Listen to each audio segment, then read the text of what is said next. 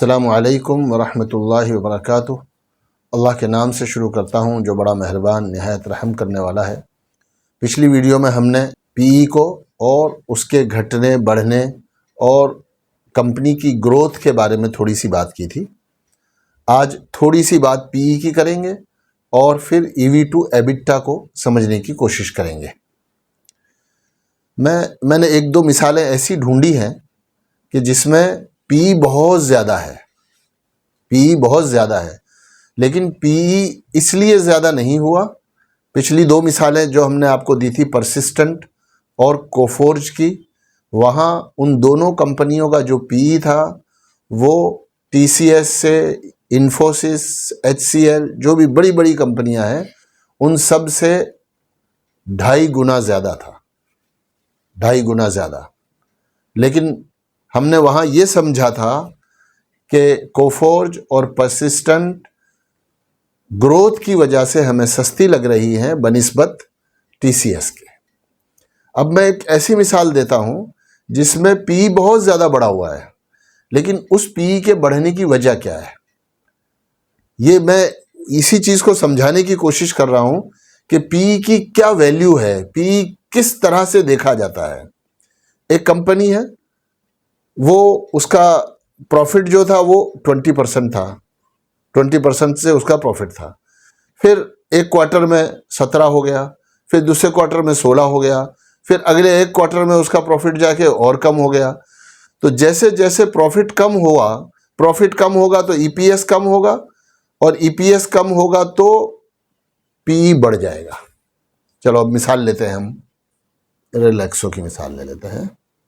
देखिए, maximum EPS 11 रुपये 74 पैसे था, फिर अगले साल 9 रुपये हो गया, फिर उसके बाद 6 रुपये हो गया, फिर उसके बाद 8 रुपये हो गया, फिर उसके बाद 7 रुपये हो गया, यानी 6 रुपये 80 पैसे, और अभी 7 रुपये है।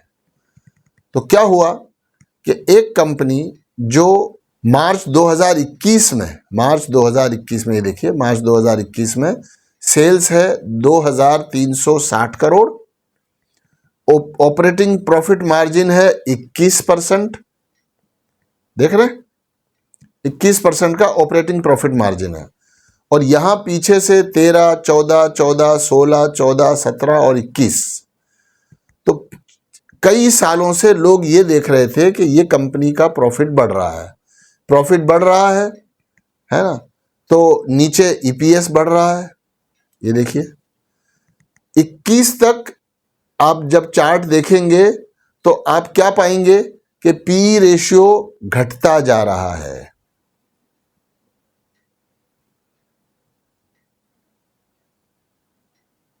थोड़ा सा पीछे जाएंगे,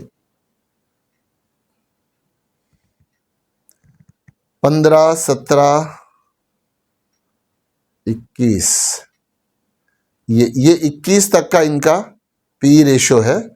ये पी रेशो घटना चाहिए क्योंकि ईपीएस बढ़ रहा है। ईपीएस यहाँ 9 रुपये है, फिर यहाँ 9 रुपये, फिर और आगे गए तो 8 रुपये हो गया, फिर 2021 में आए तो 9 रुपये हो गया, और आगे चले तो 10-11 रुपये हुआ, और 10-11 रुपये ये ईपीएस, लास्ट में इनका ईपीएस जो है वो 11 रुपये है। तो पी जो है इनका क्यों बढ़ा, इसलिए कि ईपीएस बढ़ा तो पी तो घटा, लेकिन प्राइस बढ़ गया। देखिए इस दिन में 12 नवंबर 2021 को प्राइस क्या है, एकदम टॉप पर है। तो पी, ईपीएस बढ़ा, तो जब ईपीएस बढ़ता है तो पी घटता है।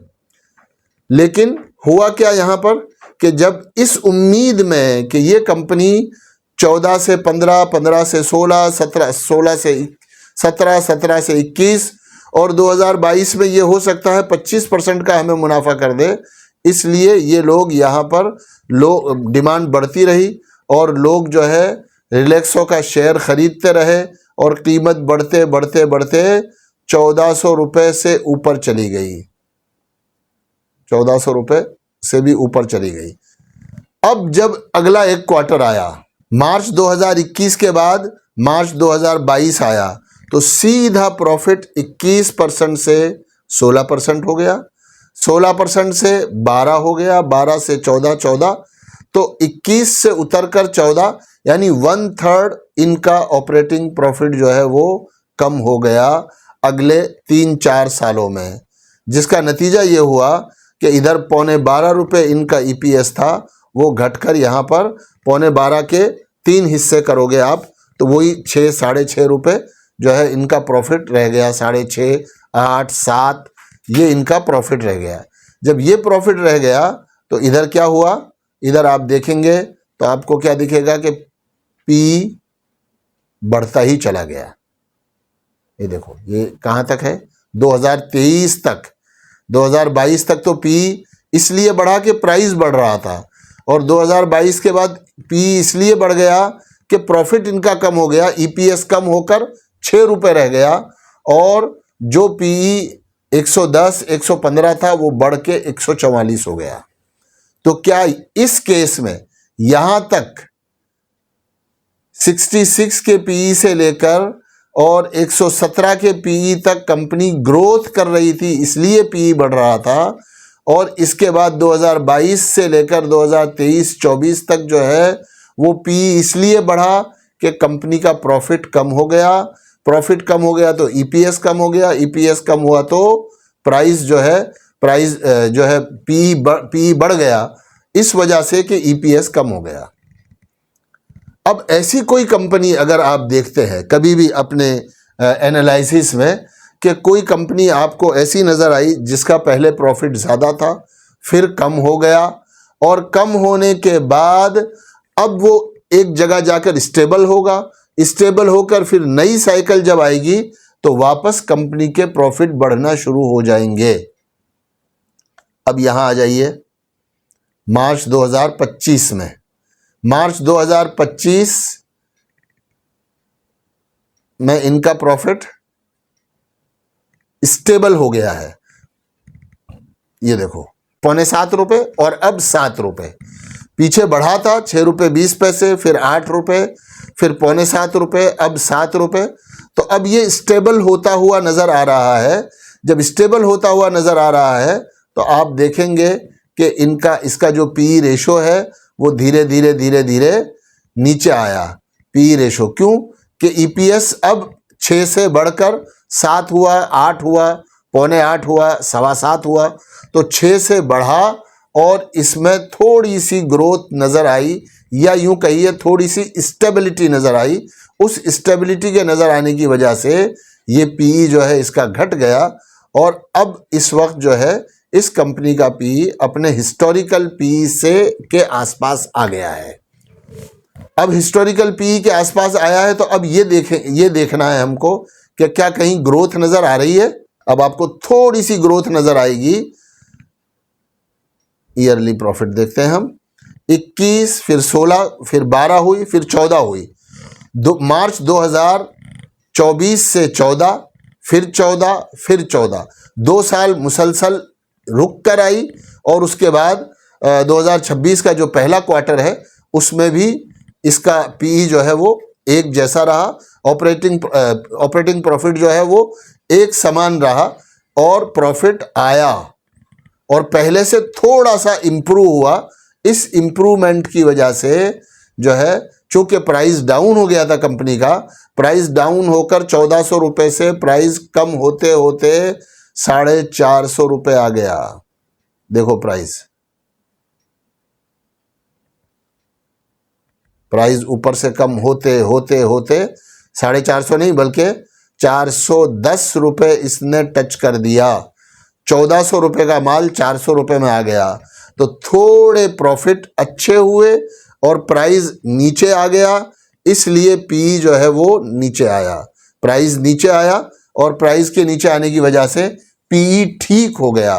अब यूं कहा जाएगा कि अभी जितना प्रॉफिट कर रही है कंपनी, ये कंपनी अभी जितना प्रॉफिट कर रही है उसके एतबार से 400, 450, 500 रुपये अपनी फेयर वैल्यू पर है। ये जब ये प्रॉफिट कर रही थी 7 रुपये, 8 रुपये और भाव था इसका 1400 रुपये, तो धीरे धीरे धीरे धीरे लोगों ने माल बेचा और भाव घटता गया, यहाँ तक के थोड़ी सी प्रॉफिट में इम्प्रूवमेंट हुई और प्राइस इतना डाउन हो गया कि वो जो 7-8 रुपये जो है इनका सालाना प्रॉफिट है, ईपीएस है 7-8 रुपये, ये 500 रुपये का जो प्राइस अभी कंपनी का है 480-490 रुपये के प्राइस पर घूम रहा है। पिछले कब से देख लीजिए, मार्च में 436 रुपये आया था, उस 436 रुपये से लेकर 480 रुपये के जोन में ये पिछले तकरीबन 5 महीने से घूम रहा है और ये कंसोलिडेट कर रहा है। और इसी तरह अगर इनके प्रॉफिट 8 रुपये 7 रुपये के बराबर भी रहे और इतना ईपीएस आता रहा, 14% का प्रॉफिट और 7 रुपये का ईपीएस, अगर इतना भी रहा तो धीरे धीरे ये प्राइस ऊपर की तरफ मूव करना चाहिए, इसलिए कि ये प्राइस जो है वो अपनी फेयर वैल्यू पर आ गया है और पीई जो है वो सही हो गया है। तो ये एक एनालिसिस करने का जो है पिछले कई सालों में प्राइस को, ईपीएस को और पीई को समझने की एक मिसाल मैंने आपको दी है। ये चीज़ यहाँ भी है और ये चीज़ एक और कंपनी है वैलिएंट ऑर्गेनिक, मैं उसको नहीं बता रहा ताकि अगली चीज़ आपको बता सकूं, आप उसमें भी देख लेना।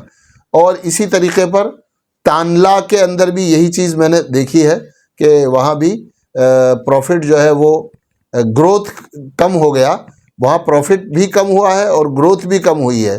तो प्रॉफिट और ग्रोथ दोनों के कम होने के नतीजे में प्राइस जो है स्टॉक का 2000 रुपये था, उस 2000 रुपये से प्राइस घटते नीचे आ गया और नीचे आकर अब वो प्राइस भी ऐसा लग रहा है कि अपनी फेयर वैल्यू पर आ गया है।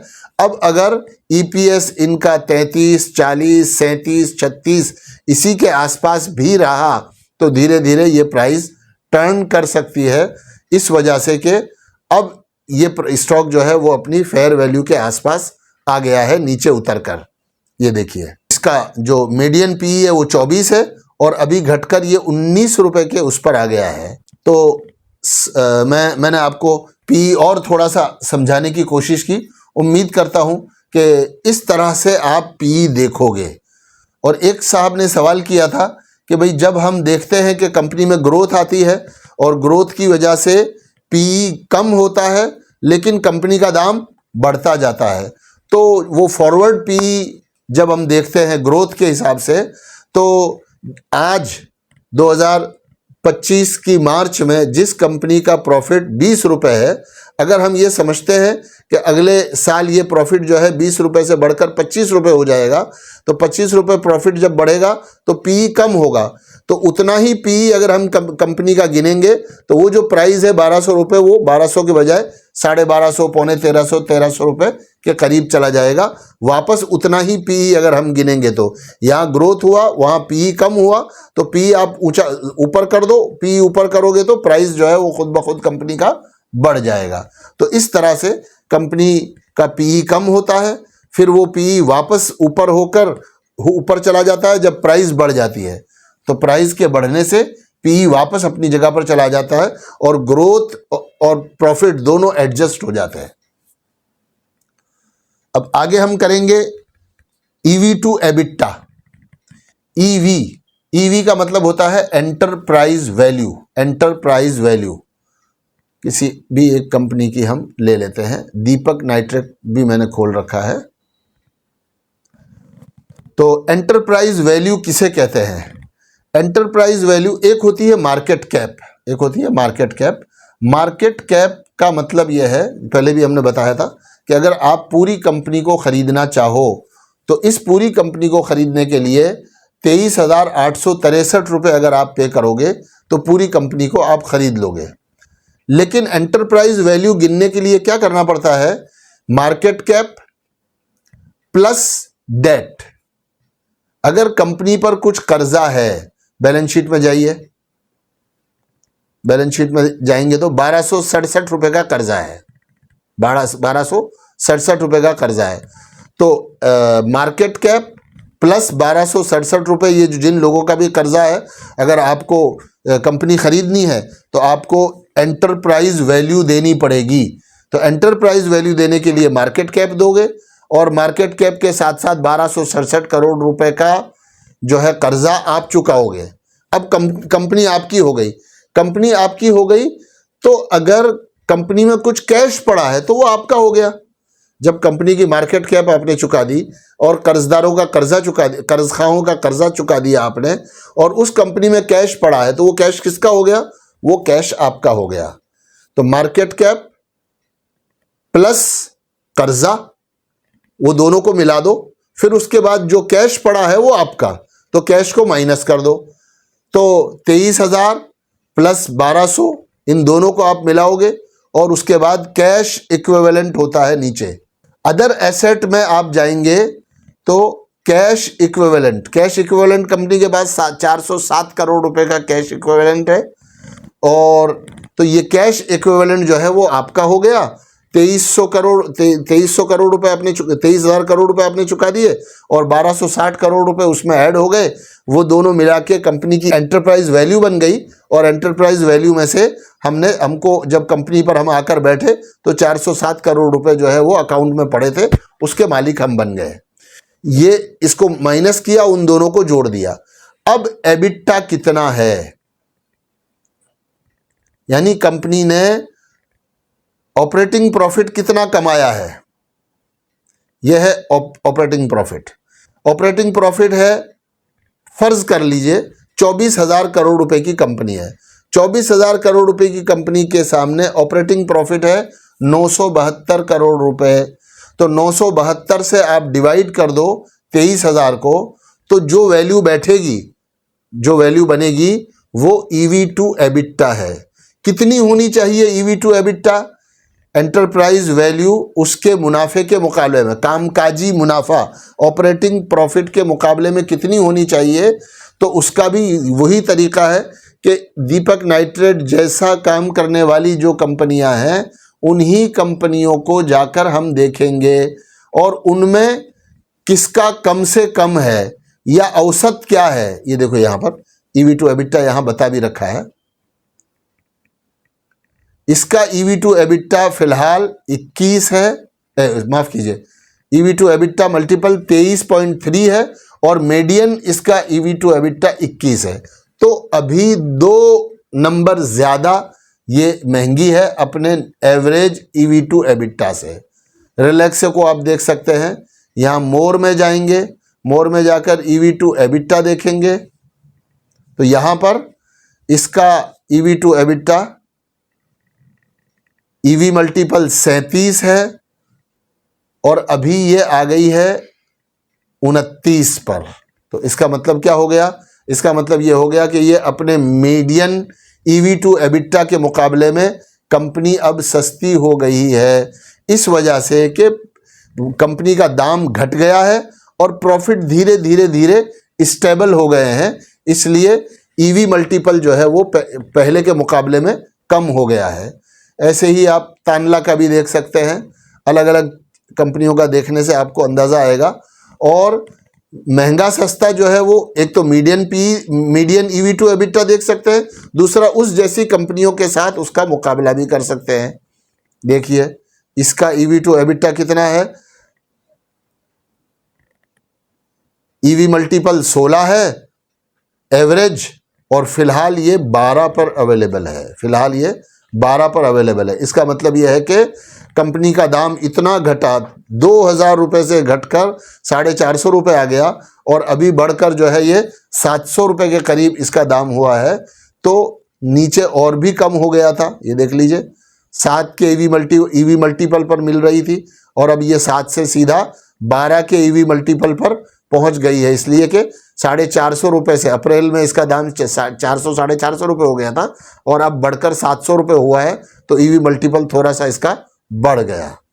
तो इस तरह से जब कंपनी को कोई आदमी एक्विजिशन करता है, कंपनी खरीदता है, तो ईवी टू एबिटा आमतौर पर काम आता है ज़्यादा बेहतर तरीके से। एक दूसरे ईवी टू एबिटा देखा जाता है उन कंपनियों में जिन कंपनियों में कैपेक्स ज़्यादा होता है, जिन कंपनियों का एसेट हैवी एसेट वाली जो कंपनियां होती हैं, जैसे स्टील की कंपनी, स्टील बनाने वाली कंपनी है, इंफ्रा की कंपनियां हैं और इसी तरीके पर सीमेंट वाली कंपनियां हैं जिनमें हैवी कैपेक्स होता है, बहुत ज़्यादा मशीनरी लगती है।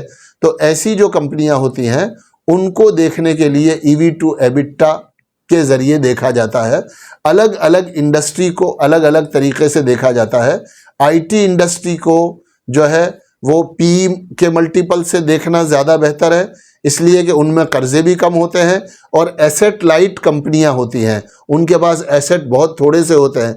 बहुत सी कंपनियां तो ऐसी हैं जिनका एसेट पूरी कंपनी के 20% भी नहीं होता, पूरी कंपनी के 20% भी एसेट नहीं होता। और सीमेंट की, स्टील की जो कंपनियां होती हैं उनका जो एसेट होता है वो 80-90%, 70%, 80% जितना बड़ा एसेट होता है। तो EV to EBITDA heavy asset कंपनियां जो होती हैं उनमें ज़्यादा बेहतर होता है कि उसके ज़रिए से उसकी वैल्यूएशन की जाए और उसकी वैल्यूएशन करके उसको समझा जाए कि ये कंपनी सस्ती है या महंगी है और इसको ख़रीदा जा सकता है या नहीं ख़रीदा जा सकता। उम्मीद है मैंने PE को थोड़ा सा और आपको समझाया, EV to EBITDA को समझाया, और ये चीज़ें जो है हमारे लिए कंपनियों को समझने में मुआविन और मददगार होंगी। ये जितनी कंपनियां मैंने मिसाल के तौर पर आपके सामने ली हैं, ये सब मैंने अपनी बात को समझाने के लिए पहले तलाश करके और ये कंपनियां निकाली थी, ताकि मैं जो चीज़ समझाना चाह रहा हूँ वो वहाँ मौजूद थी। इन कंपनियों का नाम लेने से मुराद हमारी आपको कोई रिकमेंडेशन नहीं है कि आप इनको जाएं और ख़रीद लें। चूँकि हम देखते रहते हैं और अपना होमवर्क करते हैं, इसलिए जो चीज़ें, जो कंपनियां हमारी मिसाल में फ़िट होती थी वो आपके सामने बयान कर दी। ये सिर्फ सिखाने और समझाने के लिए आपके सामने ये मिसालें रखी गई हैं। आप इसको रिकमेंडेशन ना समझें, और जिस तरीके से मैंने आपके सामने ये एनालिसिस पेश की है आप इसी तरीके से प्रैक्टिस करें। अलग अलग कंपनियों में जाएं, अलग अलग कंपनियों की बैलेंस शीट देखें, उसका PNL स्टेटमेंट देखें, उसकी ग्रोथ देखें, PE घट रहा है या बढ़ रहा है वो देखें, EV to EBITDA जो है उसके normal median EV to EBITDA से कम है या ज़्यादा है, उन चीज़ों को देखेंगे तो इंशाअल्लाह आप जो है कंपनियों को सही से एनालाइज कर पाएंगे और सही के करीब करीब जा पाएंगे। और फिर जब आप कुछ खरीदेंगे, बेचेंगे और उसमें मेहनत करेंगे तो फिर आपके सामने आपकी गलतियां भी आएंगी और उन गलतियों से भी हम सीखते हैं और उससे हमें बड़ा नफ़ा होता है। अस्सलामु अलैकुम वरहमतुल्लाहि वबरकातुहू।